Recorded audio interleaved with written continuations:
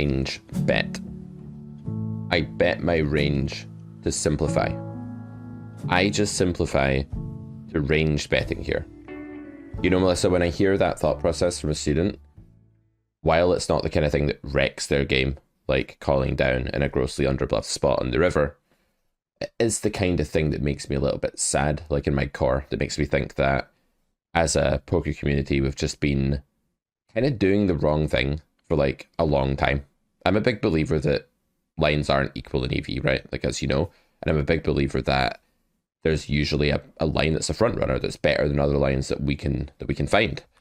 And when people just play all of their hands in the same way, even though those hands all have different properties, and they do it against a very unbalanced opponent, aka a fish, I can't help but feel like we've lost sight of what's truly important in poker. Let's talk a bit today about the trajectory of this range bet idea, where it came from, where it might be useful, where it might be a step too far. I'm kind of a hater of range bets. I'm kind of like, maybe this will be an unpopular opinion, and it's a minority opinion that like not many people have in the game, even good players. But let's talk about that, like some videos that Sebastian Wen, one of the Carrot Corner coaches, has been making about that. Let's talk about your thoughts on it, my thoughts on it. And then, guys, we're going to get into something a bit more personal for you, Melissa. We're going to get into something that happened the other day that you need to talk about, that I want to help you with, that feels like a really big deal. So that's coming, guys. Yeah. I think with range betting, and I can remember, because I'm close enough to, I guess, the beginning of when I became serious with poker, that I can remember what my thought process was. And I remember the first things that kind of started to click for me and like make sense. And range betting definitely was one of those things. It was like, okay, like you're the pre-flop raiser and there's an ace and a 10 on the flop, and okay, you're more likely to have those cards, and so therefore you should bet because it'll be harder for your opponent to defend and they're less likely to have those cards. And it was like, it was very intuitive, and it just made sense from like a very logical thought process for someone who is new to poker. And just kind of, I remember c betting in general always was, before I started learning about poker theory or really studying or anything, I remember like c bets were always like very difficult for me, and I didn't understand when to c bet. I didn't understand when to check, and so I would always err on the side of aggression, and I would just bet. And so then I learned what range betting was, and that made sense to me, that I could get some kind of control over what seemed to me, at least as a very uneducated player, a very difficult spot. It brought some kind of logic to it and made it easier. And I think maybe a lot of players go through that same process. And so once you have that kind of locked in, then you can move to more difficult spots, like the turn, which is much more complicated, and then the river. And each street is going to bring its own challenges. But it's like, if you have range betting down, it kind of is like, okay, I can put that aside now and I can have that in my arsenal. And I know that in most cases, like, at least I'll be somewhat theoretically sound. I won't be sacrificing too much EV, and you don't have to think about it. And then you can move on to, okay, when do I, overbet turn? When do I check turn? When do I check turn and overbet river? And all of these other spots that come up that are frankly kind of more interesting, in my opinion, and more fun to learn about. And the range betting part, just c betting and the flop, just kind of goes away, and it's just kind of there. And I think getting back to the flop and getting back to that range betting concept and revisiting it is important, because it's so easy to just kind of just keep it back there as something and will never change, and it's kind of locked in there, and you can worry about other things. But that's not the case. And I think that's what I wanted to kind of talk about today with you, is that what I've learned, and I think through a lot of my study with Carrot Poker School, and some of the coaching videos that have come out on the stream, specifically Sebastian's videos, The subscription service, right? yeah, the subscription service, I think have kind of opened my eyes to like the world that exists on the flop when you don't range bet, and how that opens up a whole world of possibilities, a whole different tree of possibilities that you could travel down, that without losing any EV, without sacrificing theory. Sometimes that means going into an exploitative kind of mode, but nonetheless, it's absolutely worth pursuing and actually incredibly exciting to learn about. Yep. So let me start with an argument for our case study that would just prove the point that checking the flop instead of betting with a certain hand could be better than betting that hand, like an exploitative reality, even though it's a spot where a solver can range bet or tell you that you lose no EV by simplifying to a range bet strategy. So I think like the most bread and butter example of this would be something like you're on the button, you open Jack 10 off, and a fish calls in the big blind. And it's not a completely passive, timid fish. It's more just like a erratic, kind of doesn't think, just does stuff sort of fish. Can have merge ranges when they bet, can be bluffing sometimes, that sort of thing. And you go to a flop of ace, jack, 6, two-tone. You have your jack 10. And if you run this board into a solver, there's going to be many, many different strategies that don't lose EV, right? There'll be a shop window strategy, as I've just coined the expression for now, which is like the one it will show you if you put in normal inputs. So if you say like, oh, you can just use a B33, how often do you want to bet? It's going to bet like all the time, and that's kind of like the brochure for that spot that everybody sees and everybody is aware of, is like, oh, bet 1/3 all the time on ace jack 6 two-tone. Okay.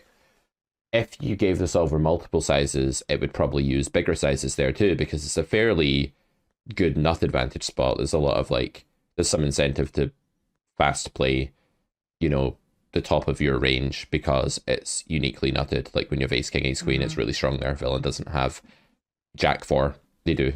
Jack 6 maybe doesn't exist. They do have ace 6. They have some 2-pair combos, but not all of them. So it's a board where like you can start to size up as well. So solvers will probably use a bigger sizing if you give them options. They'll use different sizes, multiple sizes. If you give them 8 different sizes, they'll probably use a few of them, right? And if you lock a solver on ace jack 6 to only use a bigger size, like overbet, it will tell you that no EV has been lost by being forced into that corner. So there's no a priori reason really to prefer the small bet to the big one in terms of EV.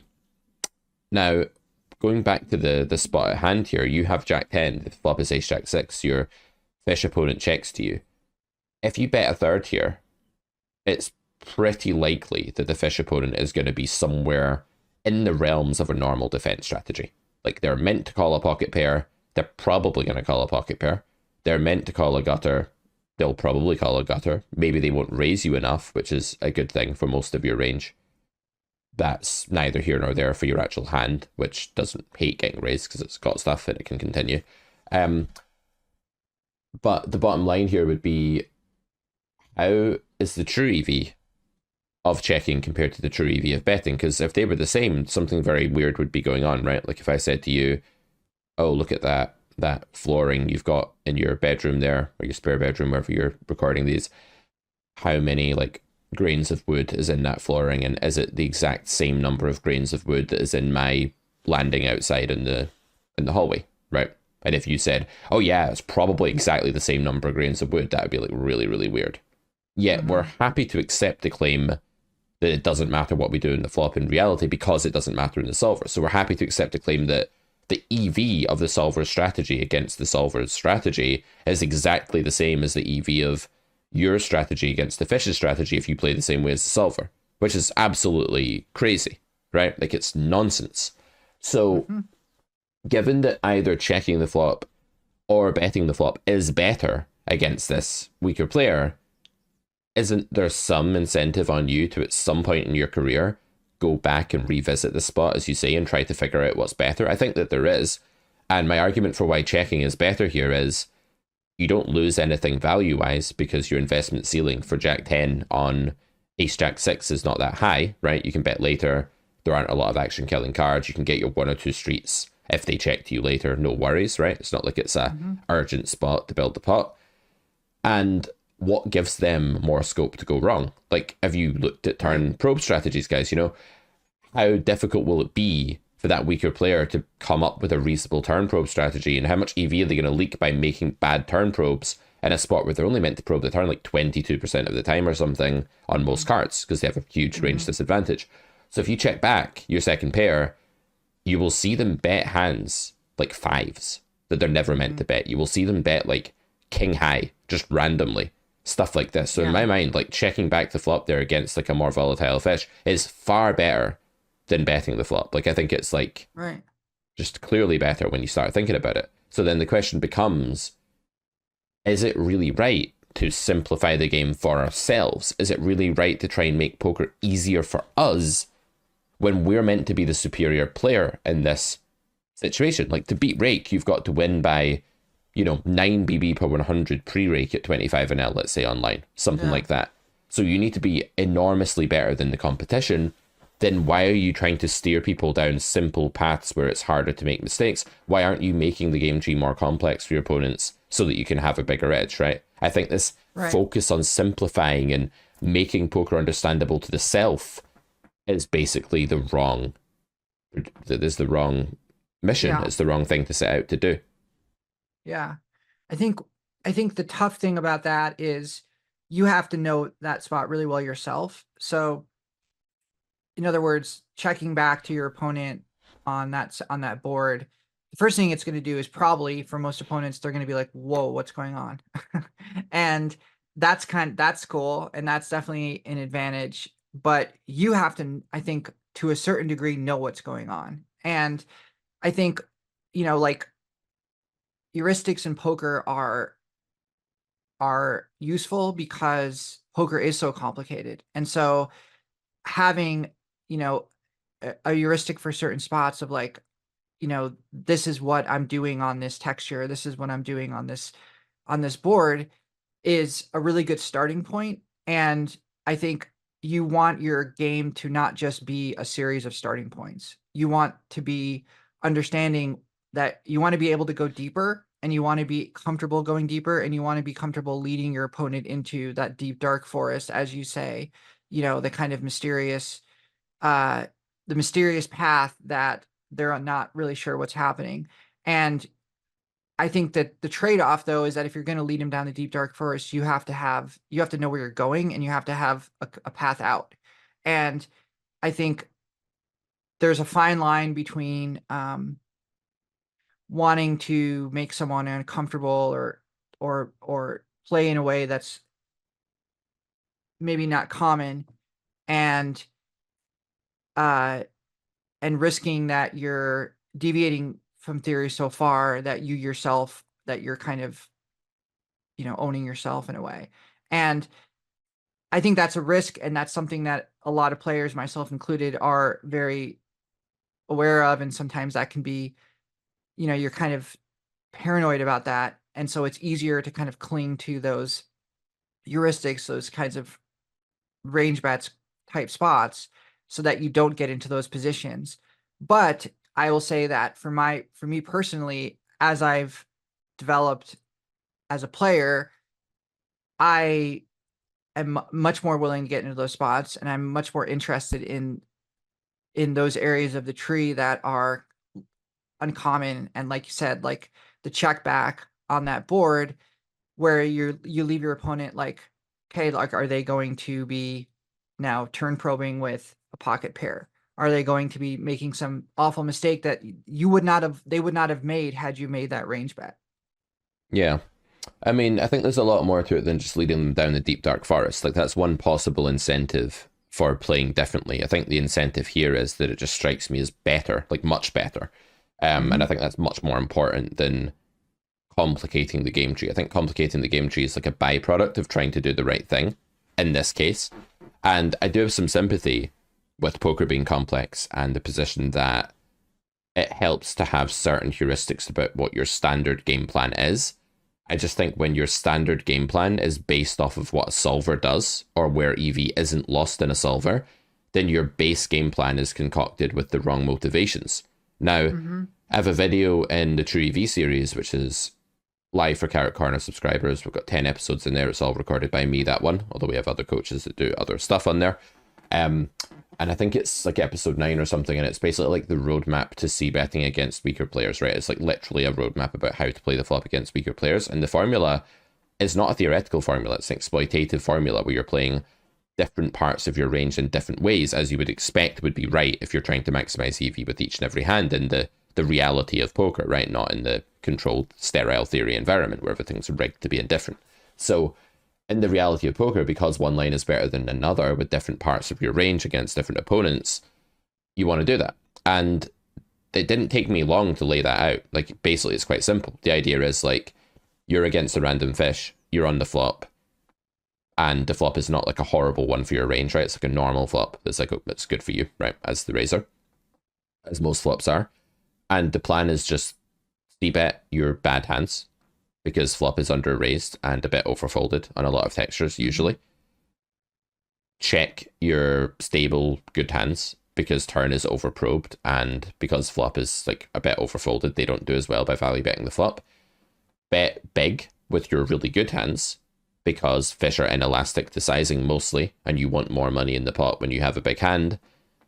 And consider betting with your vulnerable small pairs that do have showdown value but can improve the 2-pair trips and be very, very strong, and also benefit from fold equity. Bet small with those. So you can outline a different line for a different hand, but there's still only like 4 or 5 things to remember, and it's quite intuitive because I explain why you should do that. And then it means that you still have a baseline strategy against the fish there. Okay, if you want to simplify to range betting against a good reg, sure, fine. Like, if that's what you've studied and you're just trying to survive there, then all right. But like, how many of them are you really playing against if you're in the right game, if you're a live 2-5 player? Not that many. So what matters much more to your win rate in poker is how well you do against fish. That's really what defines it, because it's against weak players that you have the scope to actually gain many, many BB per 100 win rate. So I don't think it's a difficult step to take early on in your career to replace a very oversimplified, non-EV thirsty game plan like range bet to a game plan that's a bit more sophisticated but still simple. Like, it's more sophisticated in the strategy, but it's still like simplifiable to like a few different steps with different compartments of your range. It's not like we're saying bet this hand at 83% frequency, bet this hand at 22. That would be arbitrary and solver copying. This is actually just like, oh, you have that hand? Yeah, do that. And that sounds like, oh, isn't that too simple? Isn't that like too unbalanced? And it's like, well, you're the one that's trying to play exploitatively because you're way better than the fish. So you need to be playing exploitatively when you're way better than the fish. Otherwise, you're not exploiting anything. If you're playing like a solver against the fish, you're just serendipitously benefiting sometimes from the mistakes that they make without actively going after them. And that's wrong in my mind. No, I get what you're saying. Absolutely. And I think that I'm just thinking of my own experience in live games. It's like, first of all, it's very rare that you're going to the flop heads up. I mean, it's very common that you're going to the flop with at least three players, sometimes more. I would say, between maybe 3 to 5, maybe not 5, but definitely 3. In 1-2 games, 5, but in higher than that, probably 3. In 1-2 game, it's 11 players, Melissa. What's that? 11 players are going to the flop in a live 1-2 game, I think. Pretty sure. Yeah. I mean, it's you laugh, you joke, but it's a jungle out there. It's a jungle. So like immediately, like you're playing, you're playing multiway, and that in itself is going to cause you to, I think, have to be more selective and more careful about how you're playing and where your exploits are. And so, yes, the idea of like a range bet still is valuable and still, I think, has the same EV, possibly, depending on who your opponents are, but it's and what position. But I think, at least for me, I very quickly adapted to theory being theory and poker being, or like real life poker being real life poker, and those two things being different, and just kind of having theory as the baseline to then kind of give me an idea of where I'm at and then where to deviate from. And I think what you're getting at is the theory is the same in those spots, but you're taking different lines that are not necessarily exploitative. Is that what you're saying? No, they are exploitative. They The are. plan is fully exploitative. Like if I'm saying I'm checking the flop with all of my combos of a certain type and betting the flop with all of my combos of this other type, that's highly exploitative because I'm saying when I bet, I'm taking advantage of certain tendencies that the opponent has. Okay. And when I check, I'm also taking advantage of tendencies that the opponent has. It's like hands have properties and opponent strategies have properties. And when you combine the property of your hand with the property of your opponent's strategy, the output of that formula is what line you should take, not what your range should do, but what line you should take with that property of hand. So it's about playing your hand and not playing your range, right? When you range bet, you're doing something with all of your range that's okay. There's no hand there that theoretically punts EV by betting King 7-3 Rainbow, as a razor and a heads up pot. But, we're trying to do something better than that. We're trying to say, well, actually, certain hands in our range perform higher in EV by checking them by betting, and some perform higher by betting them by checking. That's because of the opponent's tendencies and humans, and not because of theory. So it's highly exploitative. It's just you can make a game plan that tells you what to do with Group A, Group B, and Group C, and that entire game plan can be exploitative in nature because your sole aim with each group is maximizing the EV of that group, not doing something that's like uniform for the same range, for the whole range. So, but the multi-way thing, I mean, the theory is totally different anyway. So, right, you're probably shocked out of playing a GTO range bet simplified strategy anyway, because like if you open and get 4 callers, well, surely it can't be right to bet on 8-7-5 into 3 people, with ace king. That's just horrible right away. So you're already forced at that point to just figure it out, right? Right. From the flop. And it matters what you do. In every live spot on the flop, because it's usually multi-way and people are playing so badly in like the live 1-2 game, it really matters like already what you do. And I get it, like maybe you want to postpone that at first and simplify it because river matters more. Whether you call down in a massively underbluff spot on the river for a lot of chips matters way more than what your flop line is.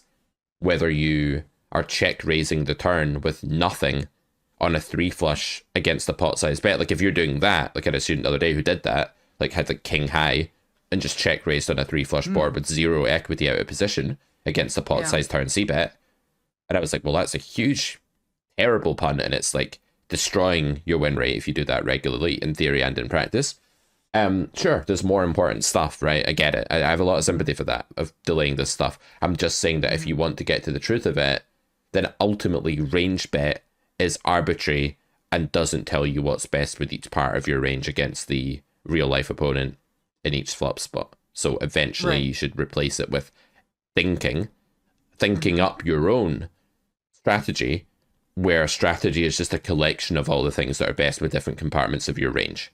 So strategy there just means the sum of all the rules I've made about the different parts of my range. And I've made each of those rules exploitatively. I've come up with each of those as an exploit. Yeah. So, okay. at what point should people start doing that? I don't know. Like maybe further down the line, right? Like maybe not right at the start. There are more important things. I don't think there's any one time to start it. I think it's organically how you're learning and how you play and your own development. I just think I was forced to do that subconsciously in the nature of live poker forces you to do that. Because it's multi-way, because fish, and I would say 80% of the people in those games are just incredibly wide. And so you're just in this environment where it forces you to kind of think creatively. And I really liked, I think it was Ed's videos on, because his videos are on exploiting fish, and the title of the video is "Welcome to the Jungle." It's exactly what it is. It's exactly what it is. And I remember early on when we were doing our coaching sessions, and I was telling you about hands, and I remember you use that same term of like it's like a jungle, because it is, and you have an environment that is so different than what you get online, what you get online, that it just immediately, it just forces you to survive in a kind of very instinctual way, where it's like you either survive or you die. And whether you survive by playing exploitively or not, you develop that. And it's kind of what works for you. And I don't think I have a strategy that is necessarily like, I don't know, maybe it is unique to me, but there's definitely ways that I play in my pool that is based on the players I'm playing against, that it just comes from understanding basic, just, kind of basic things. Like, everyone's going to be pretty wide.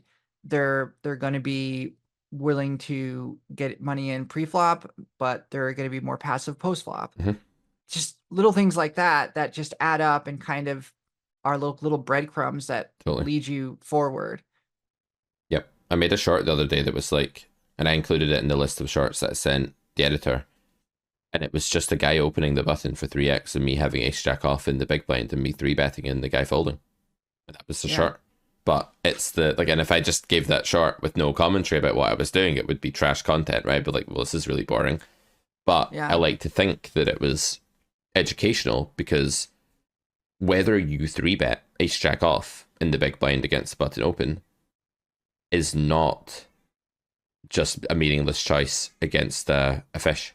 Against a well-balanced reg, it's a fairly meaningless choice, right? Because it should be indifferent. You should be able to 3-bet sometimes because you get useful fold equity and your hand plays okay in a 3-bet pot, your slight favorite, and all of that. And then when you get 4-bet, that's the downside, and that neutralizes it again. And you should be able to flat because it's the same EV, because Equilibrium rigs it to be the same EV. It literally, like, the algorithm does that.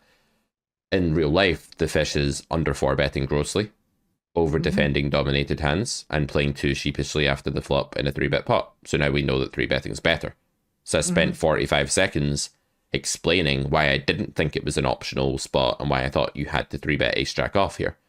And to me, that excites me, because it's like, well, how much better would my students get at the game if they would just think for themselves in spots that charts tell you what to do, or predefined GTO strategies tell you what to do. So yeah, that was kind of cool, right? It's an example of like even the most mundane looking spots could be treasure troves if you think about them in the right way. Yeah. Oh, absolutely. The other thing that is so prevalent in low stakes games is limping. And so, if you're in the big blind and you have, 4 players limping into the pot before you, for me, I'm almost always raising. I mean, I know I'm in the big blind and, my hand matters and all of these things, but my goal in that situation is to get the dead money and to get as close as heads up as I can with people, with a lot of people who limp and are willing to call a raise when there's all that dead money in the pot. And even though I'm out of position, I don't care, because I understand that in most situations, I understand what their range is. Every once in a while, I'm surprised because, they limp in a call with ace king or something like that. But for the most part, the range is pretty defined. Even though it's really wide, it's defined, if that makes sense. Yeah.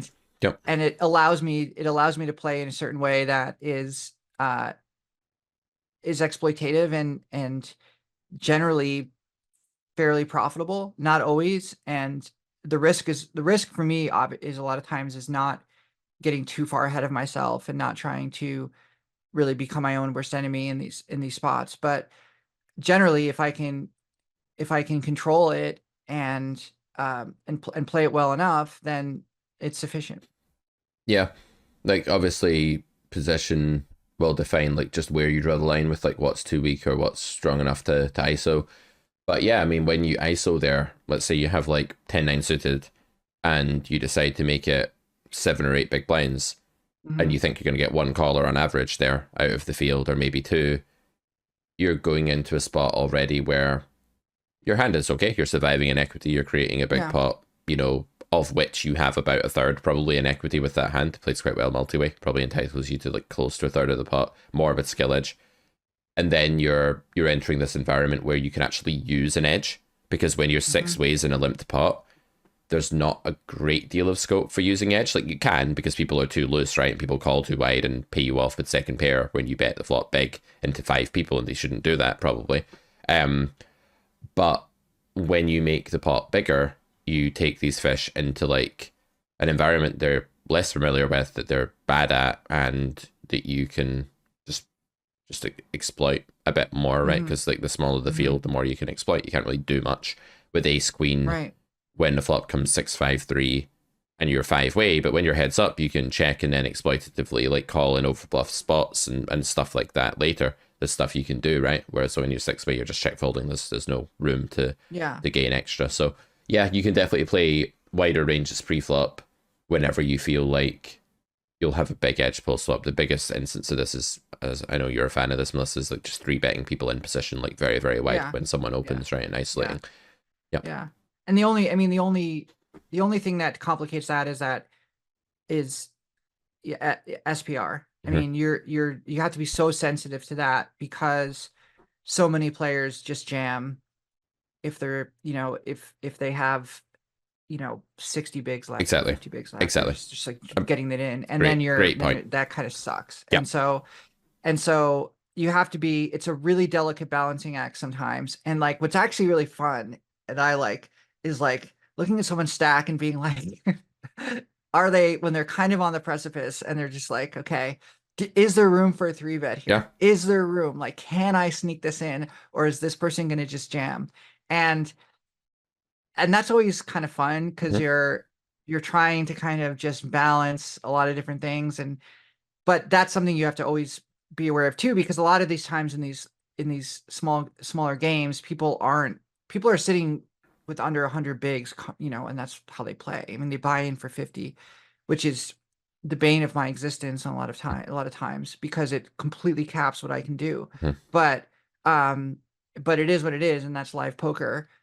The nice thing about live poker, the glorious thing, is when everyone's super deep, when people are like, I mean, it's not unusual, and listeners probably know who play live, for people to just be sitting over 200 bigs deep, like, 7 players out of 9, or even all 9 playing with over 200 bigs, and you're just playing deep stack poker. And that's totally different, because then you have a lot of room to maneuver in those spots. So yeah, it's like, live, you just get such a wide assortment of stack sizes compared to online in both directions. But yeah, just returning to that point about villain has 52 big blinds and they open 3x in the hijack, and you're on the button with 10-9 suited. Again, let's go to 10-9 suited. And if you 3-bet, it's not the best play, because if you 3-bet to 9 there, their mode of defense will be jam much more often than it would if they were 100 big blinds deep, because fish don't really 4-bet to like 23 big blinds, but they do jam. They'll 4-bet when they're allowed to jam. And so it's not very good to just like reopen the action to be denied all of your equity at quite a high frequency. That can't be the best way to play, especially given that cold call and 3-bet are kind of equalish in GTO at 100 BBs deep, right? So it's not like 3-bet was amazingly better theoretically to start with. So just call the 10-9 suited. Yeah. It's like, oh, but I play 3-bet or fold or cold call. It's like, well, that's your problem, man. If you want to draw these like rigid boxes for yourself and fence yourself in like a zoo animal, be my guest. But at the end of the day, you want to be a thinker with poker. So like the best way to play 10-9 suited when a fish opens like 2.5x online and they have 50 big blinds is probably to call, unless you think it's the fish that's like mega loose passive to the point that they're only jamming like premium stuff, right? In which case you can 3-bet, or you can 3-bet smaller. Someone opens like low jack with 75 big blinds and you want to 3-bet the 10-9 suited. Okay, well, they open 3x, make it 7 big blinds. Like, so what? Oh, well, it's not a good sizing. It's not standard. I don't care. Like, what's the problem with it? Yeah. Well, they'll just get the price to call. It's like, well, I want them to call because post flop I have 48% equity against their range with 10-9 suited, or 45%, and I'm in position with a huge skill edge. So like, bring it on, like put them in the pot with me, please. Or they can fold and I'll take the money. That's even better. But put them in the pot and I'll be getting enough of that pot back to make it good to 3-bet that hand, barring there being loose stations behind me that are going to like cold call the 3-bet all the time. That's going to ruin it a bit, right? If that's the case, I'll just call and I'll pay less to see the flop and have better implieds, right? On the risk side of risk reward. So. Yeah, it's unusual that actually, no, that's not true. People cold call 3-bets. Like, yeah, it's so many, it's so odd, it's so bad. It's like people just blindly call a 3-bet because someone called in front of them, and they're like, well, I'm incentivized, there's money in the pot, I'm getting the right price. And it's like it just this complete I don't want to get on this rant about kind of how fish play and what happens, but it is quite unbelievable how blind people can be to what to pre-flop action, and to kind of having any kind of an awareness of ranges at all. It's quite staggering. It's like they just want to a lot of times just get their money in the pot. They just want to see a flop. They're just like, well, I'm incentivized, I just want to see a flop. A lot of times too, it's like if they're just flat calling, it's because they have a pocket pair and they're just trying to hit a set. But yeah, anyways, these little idiosyncrasies, these little kinds of spots that are so specific to live play, and but you do see them over and over and over again. And it's just a matter of understanding. We talked about this last week, and I really liked it because I was thinking about it this week too, is like understanding the game you're in, playing the game you're in, and not playing some other game. Like being really, like what that really means is not playing the solver game, playing the game you're in. And it's a constant struggle, but it's really important. And I think this maybe is a good segue. Unless you have more that you wanted to add on this point. So playing the game you're in, and I guess reacting to the game you're in has always been a very difficult thing for me. And I would say my biggest leak, I would say, is probably like my emotions at the table. And I generally try and stay pretty emotionally, keep my emotions in check. But I do get frustrated, and I get frustrated perhaps like a lot of people who are players like me, where I have a sense of entitlement because I put a lot of work off the table into studying poker. And so therefore I feel like my results on the table should reflect that, and other players should play in a way that makes sense to me and that I can counter, and all these other things. And when that doesn't happen, or when I just the natural variance of poker hits me, I won't lie, I'm not always like, it's very difficult for me to kind of be this like stoic, like, oh, just got one outed on the river, okay, like just buying again, nice hands, da da da. I just have a difficult time with that. And I never really gave it a lot of attention. I just kind of moved on. And every now and then I would feel bad about like a comment I would make to another player, sometimes like, snarky stuff, passive aggressive stuff, saying things like, yeah, nice call, or, did you even know where you're at? Or a lot of times like, oh my God, I can't believe you had that hand. Like, just like really annoying kind of bitchy stuff that is really in my opinion, like unbecoming. And I also felt like I never really addressed this. It was always kind of just in the back of my mind. It just kind of always happened. Very similar to, I guess, someone that maybe has like a problem with like drug or alcohol, where it's like, they're like, yeah, I can handle it. I can go out and like go to a party and like have X amount of drinks and be able to go to work the next day or drive home or whatever. Like, I'm fine. I have everything in control. But meanwhile, like to people that are, their friends and family from the outside, they're like, oh, that person's life is falling apart. Like, what are they doing? Like, they're a wreck. But for the addict, they look at it as like, I'm dealing with it. I'm I can incorporate this into my life. And that's really, it's maybe a dramatic example, but it's very similar to kind of how I was dealing with the emotional ups and downs of poker. And really the public, the way that I like behave publicly at the table. And I finally think I hit, I guess I would call it like a rock bottom the other night. It was like a 2-5-10 game, and it was a fairly big game, and I turned the nut flush and got one outed on the river and lost to a straight flush. And I just like, I said some things that I really regret to my opponent, who absolutely did not deserve it and is like a really nice guy and one of the best guys to play with and just an all around nice person. And I woke up the next morning and I felt really terrible about it. And it lingered with me, and it continued to linger with me. And I'm like, this must be what someone feels like when they're an addict and they wake up the next morning after a bender or something, and they're just like, oh my God, what have I done? That's how I felt. I really felt. And I felt I was almost embarrassed to go back I haven't seen this person again. And I'm not going to say much more about them specifically because I haven't asked them if I can talk about this. So maybe that's a bad thing. But no, I don't think so. You've not named them or anything. I think it's fine. But I haven't seen this person, but when I do, I'm going to apologize because I feel really embarrassed about it, and I feel I feel ashamed, and I feel like it's this huge leak, and what I should not be doing in a game where I feel like I have an edge, and the people I play with probably feel that way too. And being rude to people and being unpleasant and being a know-it-all is not an environment that they're going to want to play in when it's Friday night and they just got off a long week at work and they just want to like kick back and have fun. Yep. And then they like run into me. and so it was like all the things that I don't want to be doing as a poker player and also as a human being. Mm-hmm. And it was also really scary because I'm just like, I'm not like this in any other part of my life. Like, what is going on? Yep.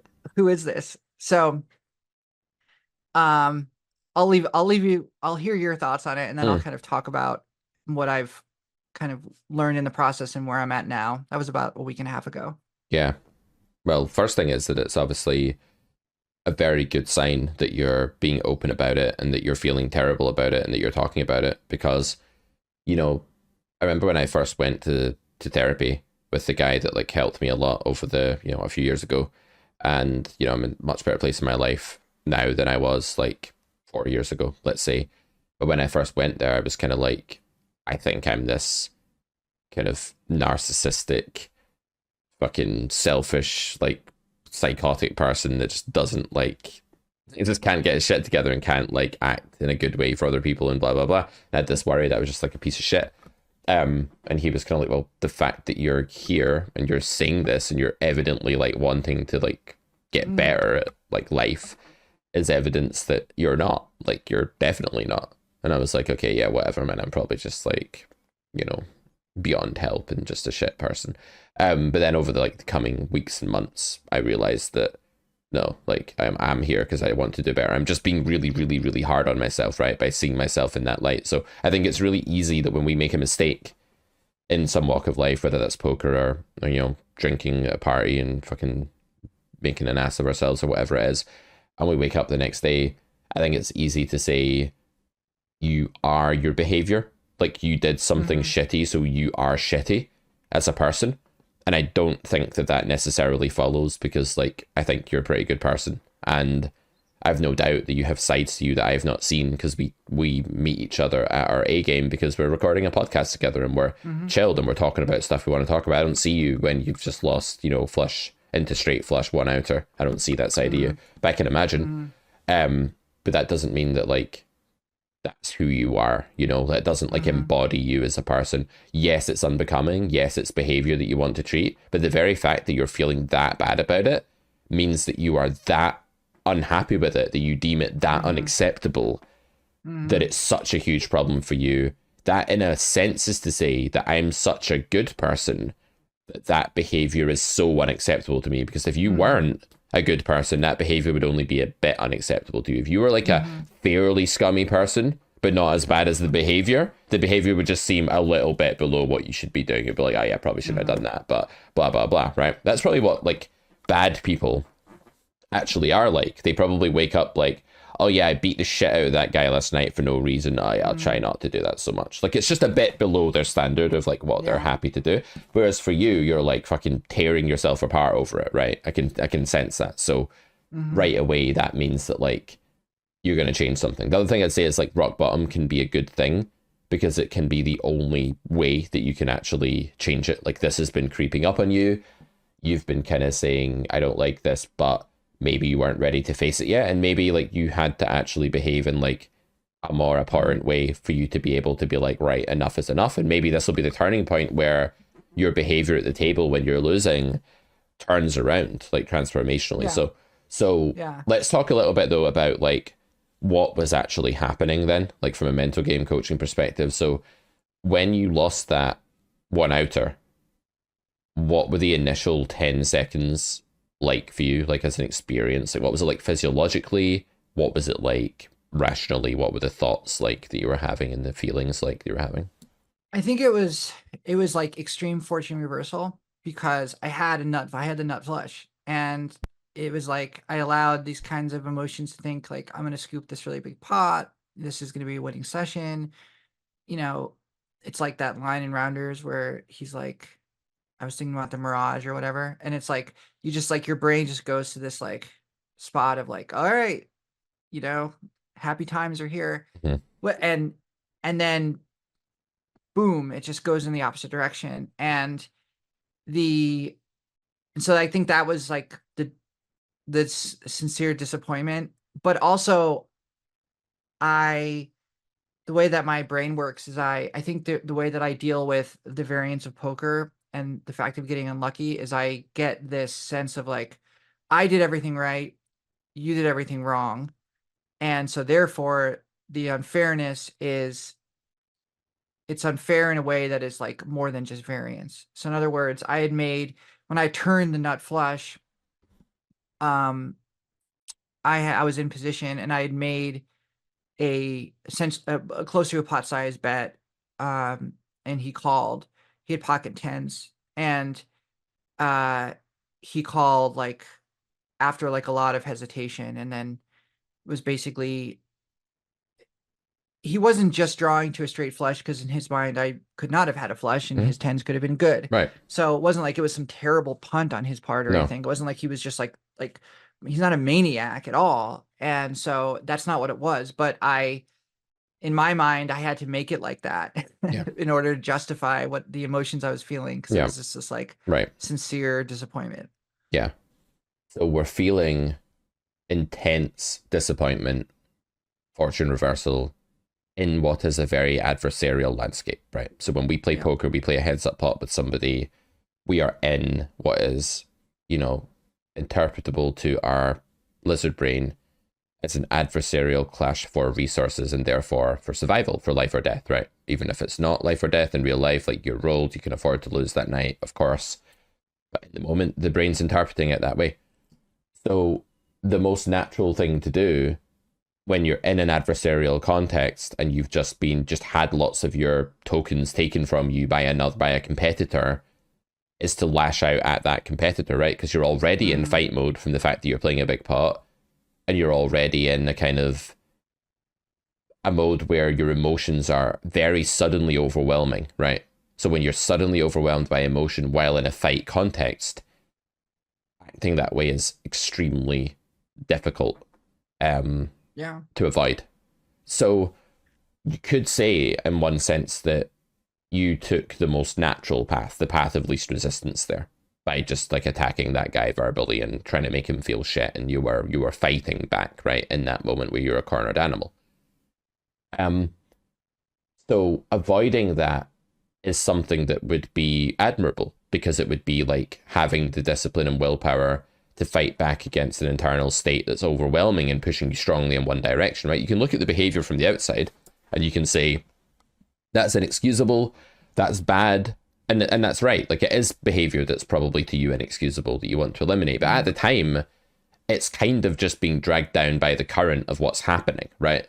So one way to frame this would be, oh, you're a real piece of shit, Melissa, like for doing all that and just looking at the outcome. But when you look at the process, I think it's more like, what would you have had to do to avoid acting in that way? And that might not be as simple an answer as just not be a bitch. That might not be a good answer, right? Maybe the answer here is you would have had to manage that tidal wave of emotion in a way that actually caused you tons of resistance, right? It would take a lot of resistance to do that. So let's talk about like what that resistance would feel like. Like break it down into stages maybe. So like, obviously it's one thing to say, I've reached the emotional pivotal point where I'm no longer acceptant of my own behavior in these situations. That's like the addict coming to the therapist and being like, I can't fucking do this anymore, man. I'm ready to change. And the therapist is like, good, we've got you where we want you. If you're being open about it, you're now ready to change. Excellent. But then it's like, I had a therapist like years and years and years ago who didn't help me because she didn't do anything to help me change anything. It was just like, oh, look at the stuff that happened to you when you were a kid, and like look at your life, and like no wonder you're this way. Oh, like poor you, like it's like it's not your fault kind of thing. And it's like, well, that only has some amount of utility. Like me saying to you, it's not actually that unlikely that you got swept up in that tidal wave of emotion. It was a hard situation to avoid for you at the time. That's not the same thing as saying, therefore, fuck it, you can just feel good about yourself and never do anything to change it. Like the whole point is we're here to get results, right? We're here to change it. So the initial step then, when you start feeling this way, because you will again in the future, even though we've had this chat today, you're still going to feel that tidal wave of emotion, and it's still going to take the form of adversarial spite. It will. So it's like when you start getting caught up in adversarial spite and that emotion, that anger, what's the first step to take to just interrupt that chain and make sure we don't end up back here the next time? Like, what's the first thing to do you think? I don't know. I think maybe like I know what not to do. I don't think it's good for me to talk. I think Awesome. like just keeping my mouth shut is like a good way to get through it. So not being like verbally aggressive and not being like having to prove to the other person, I don't know, how to like not how tilted I am or something. I think like just keeping my mouth shut and just allowing myself to ride it out. And it's really like a temper thing. I think it's really like feeling like this emotion like build up and I have to like express it. And I think that's part of it. That's a big part of it. And then also too, I think like I've always been like an impatient person, and you can't be impatient in poker. It's a really bad quality to have, because poker demands that you have patience, that you have discipline, that you see the bigger picture, that you zoom out, all of these things, that you understand the long-termness of the game. And that's what the game is, and that you don't get hung up on the short-term variance and all of that. And so as someone who's naturally impatient and is kind, and also too, like I'm just like super driven to play higher stakes. I'm just so driven to do that. And so there's a part of me that's like, I should be beating this game for, whatever, some huge amount. And if I'm not winning at that rate, then something's going wrong. I should be progressing to where I can comfortably play higher stakes. I should be this, I should be that, I should be that. And so like, I'm constantly saying to myself, you need to be doing better than you're doing, and you need to be playing at a higher level than you're playing. And it's just, you can't afford to, have these setbacks. And some of that's ridiculous because that's part of the game. But other parts of it is like, this wasn't a hand where I made a mistake. And I feel like a lot of times if I'm reacting, it's because I'm really angry at myself. And I just express it outwardly toward another person.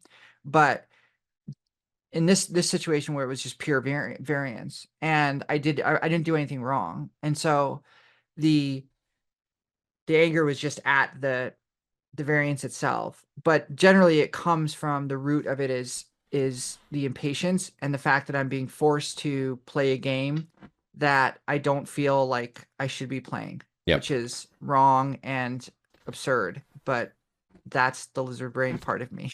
Cool. So I have this book that you might have read called The Daily Stoic that has like one Stoic truth like per day or I have not read it. affirmation, right? Yeah. So you don't really want to read it from cover to cover. You want to just like wake up, have your coffee, and read the one for that day. So I remember on June 11th where I was, because I was on my honeymoon and I was in Lanzarote, and I remember like sitting on the balcony with a morning coffee reading this truth. And I was like, holy shit, that's so fucking powerful for me personally. And I think this is like one thing that can help you here. But first, before I read this, I just want to touch on a couple of the things that you said. So that idea of setback, like this is a setback that's untenable. That interpretation, you're right. That's something that we do want to fix. Like we definitely want to start viewing losing big pots as just inevitable blips on the long-term graph that's going upward, but it's going down sometimes on the way that it goes up, right? It's like 5 steps forward, 4 steps back in poker.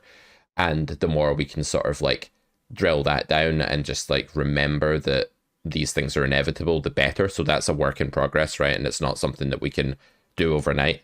But we can talk about that at some point. But the other thing I want to say is like you mentioned temper. So temper is a funny word, right? Because when you think about temper in English, you just think like you're mad, you lose control, you snap. Temper, temporary, temporal. In Italian, il tempo is the weather. Tempest is a type of weather that's extreme and fleeting. You know, the word has all these roots that basically talk about impermanence, like it's not a permanent state. So we could therefore say that whenever temper causes you to do something, had you just done nothing for a bit, you wouldn't have done that thing. And then you would have avoided that behavior. So I think here, I don't think it's possible to get you to feel anything but a bit spiteful, a bit angry, a bit sort of like ad hominem against your opponent. Probably a lot those things when it's a really extreme thing, like a one-outer for a huge pot. I don't think it's possible to get you to not react in that initial way, because that's like such a deeply rooted response that it would be like very hard to change that, especially soon. You know, it would take years and years, but we could change your reaction. We could change that, and we wouldn't have to change it for long. So if we could exert some willpower just to get you to do nothing for like 10 seconds, and we just rinse the last drops of the tank there, and it's going to hurt, right? So you're going to have to sit there and stew in your own toxic venom, to put it like, I don't mean to like insult you here, but you do have temporary venom at that point, right? You're not you're not fucking like bad person. You're not like that generally. You're a nice person, but you do become temporarily venomous, right? So how about this? June 11th, just don't make things worse. So the way this book works is like a Stoic quote, and then there's his kind of modern day paraphrasing and explaining of it. So the quote is, how much more harmful are the consequences of anger and grief than the circumstances that arouse them in us, right? So in your hand, it's like, what's more harmful to you today as we sit here having this chat? Is it the fact that that flush got one-outered and you lost that money? Or is it the fact that you behaved in the way that you did? Right? Clearly. Much more than I behaved in the way that I did. Right. So that basically affirms what Marcus Aurelius is saying here. He's right about at least this case, right? So then we move on to the author and what he says. This is Ryan Holiday and Stephen Hanselman. He says, the first rule of holes, goes the adage, is that if you find yourself in a hole, stop digging. This might be the most violated piece of common sense wisdom in the world. Because what most of us do when something happens, goes wrong, or is inflicted upon us, is make it worse. First by getting angry or feeling aggrieved, and next by flailing around before we have much in the way of a plan. This sounds just like what you did. You flailed around with no plan. It was just like a momentum. It was like physics, like the ball was hit by the tennis racket, and so it hurled itself in that direction. Don't be the ball, like be something that has your own momentum. And he finally says, today, give yourself the most simple and doable of tasks. Just don't make stuff worse. Whatever happens, don't add angry or negative emotions to the equation. This part doesn't, I disagree with this part because the emotions are already there. We don't add them ourselves intentionally, but it's about don't behave. I think what he should say there is behaviorally don't act in a way that is in accordance with those emotions, even though the emotions are trying to get you to do that very thing. Stop digging, leave it as it is. Plan your way out, but first there just has to be inaction for a while before we can do any of that. And I've found this works for me, right? I'm very temporary kind of, you know, lash out sort of person as well. And recently when I've felt angry, I've just said the simple affirmation to myself of like, just do nothing. And that has helped immensely, because like 8 seconds later, I'm like, yeah, why would I behave in that way? I was just tempted to 8 seconds ago. Yeah. It's amazing how fleeting these emotions can be. Yeah. And so much of like live poker is you have to be, I mean, people have to want to play with you. So to a certain extent. And I'm not talking about like giving action or anything. I'm just talking about like personality wise. And especially if you're good, it's almost more important, because like people aren't going to want to play a game with tough players. They're especially not going to want to play in a game with tough players that are mean or that are going to, lecture them on how bad they are or whatever. I mean, this is like kind of the oldest rule in the book, but it's always been very difficult for me. And I think that I never really recognized it as like a problem that I realize it is now. And so I think that's been kind of empowering to kind of recognize it as a problem. And I think like on the do nothing front, that's really important. And that's the way out for me. And I realize that, where I literally have to just like bite my tongue and just not say anything. Yeah. And the one thing I will say though is that it doesn't affect how I play. So some people tilt and they just go into like, oh, I'm going to call the next hand and get it all in, and I have to get my money back and all. Like, that's not what I do at all. And in a lot of ways, I become, my play is my play. It's not, doesn't really affect it. It's just my mood at the table, and it's my, the way I behave toward other people, and kind of it's very evident to people.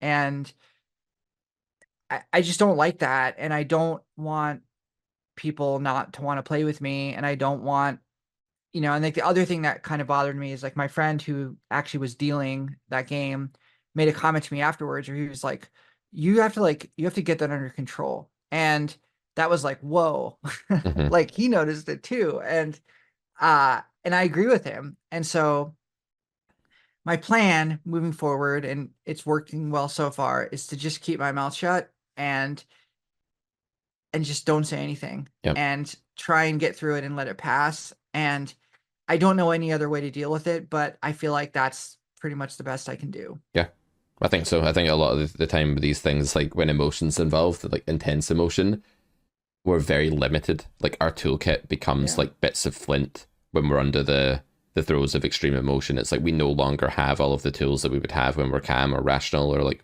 you and I do right now. We don't have the lexicon, we don't have the processing, we don't have the rationalization. All we have is like attack or do nothing. We're literally like binary computer programs. We're reduced to that sort of level of simplicity at that point, because the lizard brain has taken over. So it's kind of like, sorry, you don't get the luxury of reasoning your way out of this. Poker players do my head in, like students. I hate all my students, not really, but they do my head in, because they're always trying to rationalize their way out of irrational situations. They're always like, well, if I can just rationalize it, then I don't have to feel this way anymore. It's like, sorry, but you're human, and you're still going to feel some kind of way, like a lot of the time, and that way is going to make you do stuff. And it doesn't matter if you can like understand cognitively in the cold light of day that X is X and Y is Y. You're still going to do shit like that because you're human. So like the sooner we embrace our humanity and realize what we are in that moment, which is like a flailing mess. Well, how does a flailing mess manage itself? Not through rational cognition, just through either flailing in a direction or not, because it only has the tool flail. It doesn't have any other tools. So just don't use flail. Flail is your only move. Don't flail. That's really all you can do at that point. And then like 12 seconds later, reality starts to come back. The actual evolved part of the human mind is back online again. That prefrontal cortex is working. And then you can be like, I would take a minute to do this. Be grateful that you didn't flail. And imagine what would have happened if you had flailed, and just take a second to be like, man, it's so fucking good that I didn't lash out there, and be proud of yourself and feel good about yourself, because the natural state is for you to be that way. It's not like you're conniving and going out of your way to be that way. That's just literally like going with the current. So when you resist the current, Yeah. even like once, it's worth commending yourself. And if you Yeah. fail, say like tomorrow you go play a session and you're like, did you even know what you were doing on that turn there? And you say it, be aware of it and take accountability for it immediately. And say to the guy, when you get the prefrontal cortex back online, say to the guy, look, I'm really sorry, I shouldn't have said that. I have a problem with losing hands sometimes. Just ignore me. Like something like that. And then you'll be setting the standard that behavior is not okay in the moment. You won't be letting it like, because when you lash out at someone and then you don't correct it, you basically, in some extent, you double down, right? When you don't apologize, you double down. I would say not apologizing is doubling down on your behavior. So if I say to you, you're a piece of shit, and then like I don't, that day or that week, I don't say, look, Melissa, I shouldn't have said that to you, then you go away with the sense that I'm still standing by that behavior, right? That's your initial impression of it, right? So it might be the case that when it does go wrong, and it will sometimes, you just take a second and say, look, I'm really sorry about that. And then you're showing yourself that it's not okay as well. Yeah. And I think, I guess just lastly, I'll say that looking at it as like a leak is really helpful for me too, because I never thought about it as a leak. Like people say like, oh, I have a leak in my game. Like I don't know how to play 4-bet pots or whatever. And, I look at it like this is a leak that's costing me. It's costing me EV, and I don't exactly know how, but it is, and it is because whether it's how, I don't know, I can't exactly understand how it would, but it is, and it might not be money it's EV, also, it might be life EV. Maybe EV is also like emotional well-being, right? Yeah, and also too, I just feel like it's an important part of me that I don't deviate from who I am, like as a person when I play. Like I've never been the kind of person that's like scheming or anything like that, or like I'm just not. And my reputation's important to me, and the kind of people that I play with, I don't look at them as like, oh, I just have to kind of get through these people or whatever to like the next game. I don't look at that. I don't look at it like that. I'm insanely competitive, but I'm not cruel, and I'm not inhumane, and I don't like being mean to people. And the thing that I hate more than anything, and I've always hated since I was very little, are bullies. I've always hated bullies, and I've always like been drawn, even when I was young, I always was drawn to kids who were bullied, and I would be the one that would like went up to them and like hung out with them. And because I just always hated people that were victims of bullies. I just always had, I still do to this day. Like one of the things that makes me, I don't like, and I can never really read about, are stories about children who like are like hurt by other kids. Like I find that to just be so cruel, and it just really tugs on my heartstrings. And what bothers me is like, I don't ever want to be that person. I don't ever want to be in that role. And honestly, like if poker ever made me into that role, I would quit poker. And because it's not worth it. It's just not worth it. And it's not to that point at all, but I wouldn't let it. And even if it's going somewhat in that direction, that's what makes me be like, no, I'm stopping this now. This ends here. I'm getting this under control. This is my rock bottom, because every core of my being is not that. 100%. It's a gambling game. Gambling is something that's a vice if, taken the wrong way. Therefore, the emotions that game can cause in you are going to be non-standard emotions in life. They're going to be emotions that are not triggered in you on that scale and that intensity and that time period by anything else. So it's really normal to me to hear someone say, I behave at the poker table in a way that I wouldn't behave anywhere else in life, because there is nowhere in life like the poker table unless you have like a really, like, you're like in a gang or something and you're like fucking living a really high risk, like terrible lifestyle. Like a lot of the time you just don't encounter that. But no, I think you're doing all the right things. I think you'll make progress on this. I've got no doubt. Just remember, you don't have to win every single time, right? It doesn't make you a bad person if sometimes you lose, because the emotion wins. that's a battle, Yeah. and I'm sure it's Yeah. it's a war that you'll win.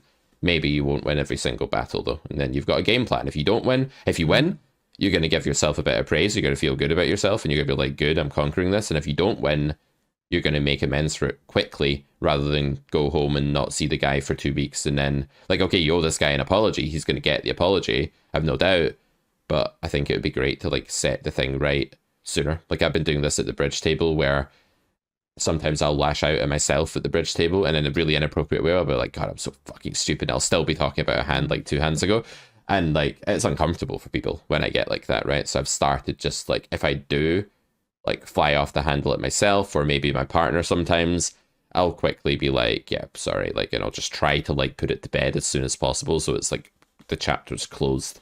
I think that helps as well. But yeah, this was fascinating. Yeah. Technical stuff, mental stuff, good mix. Yeah, that's all I've got for now. I'll just quickly say, if you guys are intrigued by some of the content we've talked about, like Ed's videos and Sebastian's videos and many others too, check it out at Carrot Corner. It's only $49.99 a month to subscribe, and you get access to now 52 videos, one for every card in the deck. On top of that, for July, we're giving away subscriptions, like literally. So if you do get one of our courses, so like Cash Injection or Carrot Poker School Grade 1 or a full scholarship package, then we're giving you 1, 2, or 6 months subscription for free. So July is a pretty good time to pick up a course that you've been thinking about anyway, because you get free subscription, and there's so many videos on there now, and it's just growing, and we're getting more and more different series ideas, more and more instructors joining. Really quite happy with, like, where it's come to. I realize I've not even spoken a lot about this whole venture that started in April. We'll talk about that in future episodes, just like what I want to do with it and all of that as well, and talk about more of the business stuff. Guys, final thing, Pete's Weekly is an email that I send out every single Thursday. It's a mini essay on a topic to do with poker or poker psychology. You get it for free. All you have to do is go to Carrot Corner, go down to the bottom of the page and fill in your email address. You'll be added to our newsletter, and you'll get that along with some other emails about stuff that Carrot Corner is doing. But yeah, every single Thursday, Pete's Weekly. You also get a free beginner blueprint video when you sign up, by the way. You get a link to that, which is a 10-step plan to just improve your poker at a fairly early point. It's not for like absolute beginners, but it's for, you know, people that are nearer the start and just want to get some very key concepts down. So that's kind of all I've got for now, Melissa. Anything else you want to add today? I have a new goal that I came up with that I'm gonna, I guess we'll talk about next week. A little teaser. Ooh. I'm not gonna say it right now, but I've decided I'm gonna do something in a year. All right, it's like one of those yeah. milestone things that you're going to work your way towards. Okay. Yeah, I'm gonna work my way towards, and I'm pretty sure that I'm gonna be able to do it, and it's gonna be a big step for me, but I think it's gonna be awesome. And yeah, so I'll announce it next week, and then maybe people can follow along with my progress as I've already got some ideas, but I don't want to like guess in case you give it away and then everyone, you know, you have like you have tells and you give it away in your facial expression and then everyone will know what it is. I'm not even going to guess. I'm just going to guess next week instead. Next week. So tune in next week. I'll announce it at the top of the episode. All right, guys, have a great week and we'll talk to you soon. Bye-bye. All right. Bye.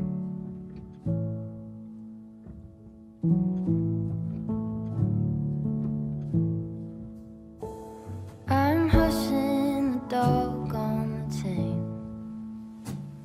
I'm running up stones on the edge of the bank. Rally the troops for another refrain. I sing this softly to myself. I sing this softly to myself.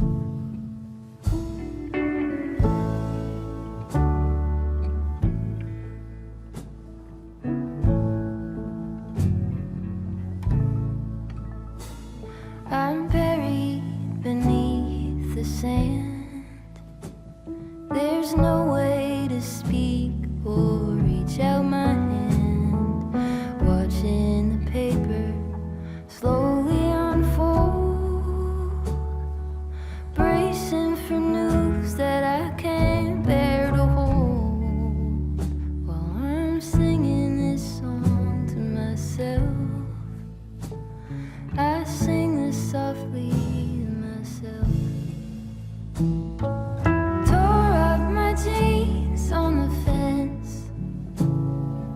This iron road I cannot bend, but my walking is lighter when I walk with a friend. I sing this softly to myself. I sing this softly to myself.